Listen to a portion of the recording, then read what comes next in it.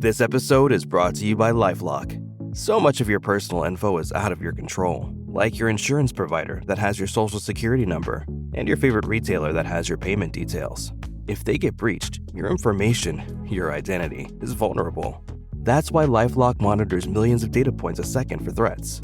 If your identity is stolen, they'll fix it, guaranteed or your money back. Save up to 40% your first year at LifeLock.com/podcast. Terms apply.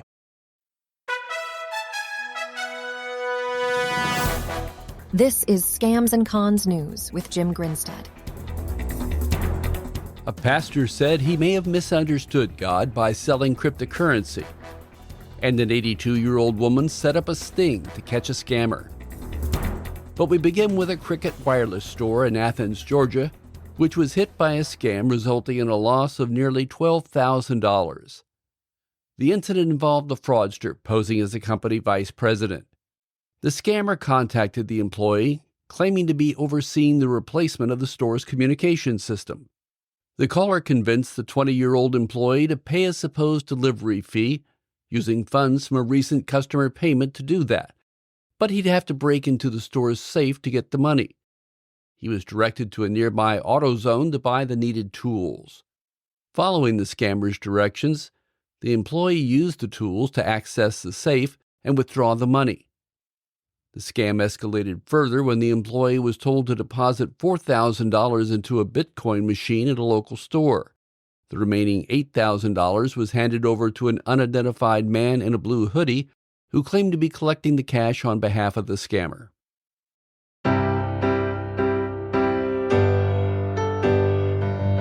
An online pastor, Elagio Regalado, and his wife Caitlin face civil fraud charges for allegedly selling a cryptocurrency described by regulators as practically worthless.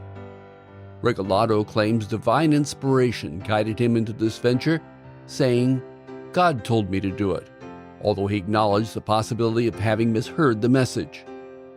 The Colorado Securities Commissioner filed a legal complaint against the Regaldos, alleging they raised nearly $3.2 million by promoting their cryptocurrency, Index Coin, to Denver's Christian community. Investigators assert that the couple violated anti-fraud laws by marketing Index Coin as a low-risk, high-profit investment, despite its being illiquid and practically useless. Commissioner Tung Chan remarked, "We allege that Mr. Regalado took advantage of the trust and faith of his own Christian community, emphasizing that investors lost millions, while the Regalados allegedly funded a lavish lifestyle. The couple sold Index Coin to more than 300 investors between June 2022 and April 2023. In a video message, Regalado admitted to earning $1.3 million from sales and spending a few $100,000 on home renovations he claimed were divinely inspired. He expressed uncertainty about whether he misinterpreted God's message or if the project was still meant to succeed. Despite lacking prior experience in cryptocurrency trading, Regalado felt compelled to enter the market, asserting that God was guiding him to innovate. However, he later admitted that technical failures prevented investors from converting Index Coin into cash. The Colorado Securities Commission highlighted that the Regalados' lack of experience became evident when a third-party audit described their Index Coin code as unsafe and riddled with issues. Chan cautioned consumers about the ease of creating new coins and exchanges, urging skepticism in such investments. A Portland, Oregon couple was nearly scammed out of $400,000, but was caught in a sting that sent them to jail. AI voice Sarah tells the story. A Chinese national is in custody, accused of participating in a $3 million gold bar scam targeting an elderly Portland couple. Biao Lin, 27, was arrested by the FBI in Portland just as he was about to collect over $400,000 in gold bars from the unsuspecting victims. Lin, who lives in Brooklyn, New York, allegedly flew to Spokane and drove to Portland to carry out the scheme. Lin faces federal charges of conspiracy to commit mail and wire fraud. prosecutors say he was involved in a larger operation that has targeted elderly victims across the nation. The elaborate fraud allegedly involved hackers breaking into victims' computers, scammers posing as government officials, convincing victims to convert money to gold for safekeeping, and directing victims to package and hand over gold bars to couriers. Earlier in 2024, Lynn allegedly collected $580,000 in gold bars from another victim on the East Coast. The FBI became aware of this case when an 86-year-old woman and her 93-year-old husband reported being scammed out of over $3 million. The couple was locked out of their financial accounts and contacted by fraudsters posing as fraud department and Social Security Administration officials. FBI agents set up a sting operation, having the victims prepare a decoy package. When Lynn arrived to collect the gold using a predetermined password, he was arrested. Athens Clark says video footage may provide evidence. This is Scams and Cons News. This episode is brought to you by Shopify.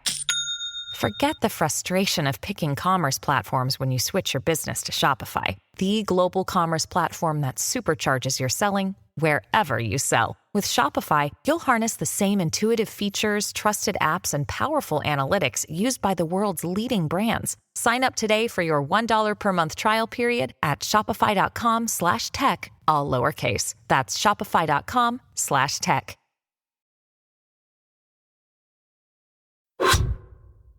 An attempt at a sex scam caused a teacher to have a heart attack and die. The incident, in Agra, India, happened when a 58-year-old government school teacher died after receiving a distressing scam call about her daughter. On September 30th, the woman received a WhatsApp call from a man posing as a police officer. The scammer claimed her daughter had been arrested in a sex trafficking case and demanded nearly $1,200 to prevent the release of an obscene video. The woman's son said his mother received around 10 phone calls from them within 15 minutes. The caller's profile picture showed a man in a khaki uniform.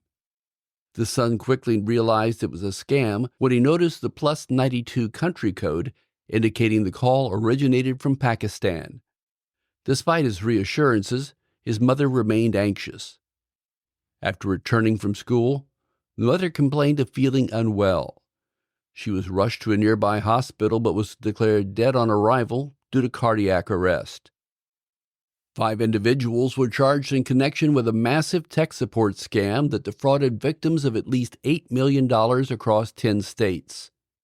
Your computer has alerted us that it is infected with a virus and spyware. This virus is sending your credit card details, Facebook login, and personal emails to hackers remotely. Please call us immediately at the toll-free number listed so that our support engineers can walk you through the removal process over the phone. The U.S. Attorney's Office for the Eastern District of Missouri announced that the 5 faced charges of wire fraud. The alleged scheme involved contacting elderly victims via telephone and electronic messages, falsely claiming that their savings and retirement accounts were compromised. Victims were instructed to transfer funds to the scammers to protect their accounts. In many cases, these transfers took the form of gold bars purchased by the victims and collected by couriers working with scammers. Among the victims was an 82-year-old woman from St. Louis who was misled into believing her financial accounts were at risk. The scammers posed as tech support representatives and convinced her to open a bank account and purchase $250,000 worth of gold bars to safeguard her funds. On May 1st, the scammer flew from Florida to St. Louis and rented a car to meet with the victim. However, law enforcement intervened before she could complete the transaction. The scammer reportedly sent a warning message to her accomplices via WhatsApp just before the police arrived.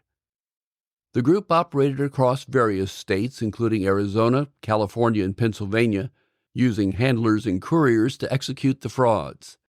Each member of the group has been charged with conspiracy to commit wire fraud, which carries a potential penalty of up to 30 years in prison and a $1 million fine. A Green Bay, Wisconsin charity was almost scammed by a fake donor wanting to make a donation to an English as second language program. WFRV has the story. Eric Sponholtz is the executive director of Literacy Green Bay, which provides English lessons to adults. A would-be scammer emailed, wanting to make a donation, but wrote a fake check for more money than they pledged, and wanted the overage paid back. This person wanted deposit confirmation, not necessarily confirmation that we received the check, but confirmation that we actually deposited the money. So then they could come back and then ask us for the overage of what they initially sent. Sponholtz says that while he's thankful that no information or money was taken, he's still worried about other nonprofits who may not have the resources to catch the alleged scam. A scammer has been operating in the Twin Cities area of Minnesota, pretending to be a daycare provider and asking for money up front. KARE says the scam began on Facebook. With her due date approaching fast and no luck in her search, Jackie gave this Facebook group a try. She got this message, said, "Hey, I'm a stay-at-home mom. I can legally care for one family," and handed over a check for $2,800 to save their spot. But once Jackie's twins were born, she says Natalie Bloss gave her the runaround. She would cite excuses like a broken foot. She and her children had COVID. There was an alleged death in the family. In their text chain, Jackie canceled with Natalie, citing an extreme lack of communication. Natalie replied she would get a refund within 30 days, but that didn't happen. We realized right away we had been scammed. I read through more than 400 documents of court records showing Natalie Bloss failed to refund money to 14 families. A New Zealand teenager attempted to con people out of thousands of dollars by creating a fake cell phone tower. New Zealand authorities have arrested a teenager for orchestrating a sophisticated smishing scam, marking the first time this technology has been encountered in the country. Smishing is a form of phishing that uses SMS text messages to deceive victims. In this case, the scammer employed an SMS blaster, a device that mimics a cell tower, thereby tricking nearby phones into connecting to its fraudulent network. The 19-year-old suspect allegedly sent thousands of fraudulent text messages, with approximately 700 dispatched on a single night. These messages claimed to be from banks, alerting recipients to supposed fraudulent transactions and urging them to click on the verification link. While around 120 people were affected by the scam, authorities report that no financial losses occurred. Police executed a search warrant in central Auckland on August 23rd, leading to the arrest of the teenager and the seizure of the smishing device. The teenager has been charged with interfering with a computer system and is scheduled to appear in Auckland District Court December 10th. This is Scams and Cons News. If you enjoy the podcast and want to support it, please tell your friends and encourage them to listen. If you want to show us some more love, consider donating a few dollars a month at Patreon. It not only helps with expenses, it allows us to take the podcast to the next level, all without advertising. You can sign up by going to patreon.com and search for Scams and Cons. That's patreon.com. You can also find a link in the show notes. Thanks for listening.